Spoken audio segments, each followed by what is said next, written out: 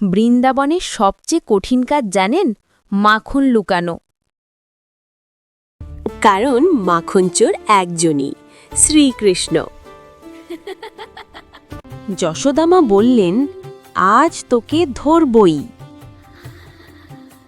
মাখন গেল একদম ছাদের ওপরে। কৃষ্ণ এসে বলল, ও বাবা, এত উঁচু? কিন্তু চিন্তা নেই, প্ল্যান তো রেডি। ঢাপাস, মাখন নামল।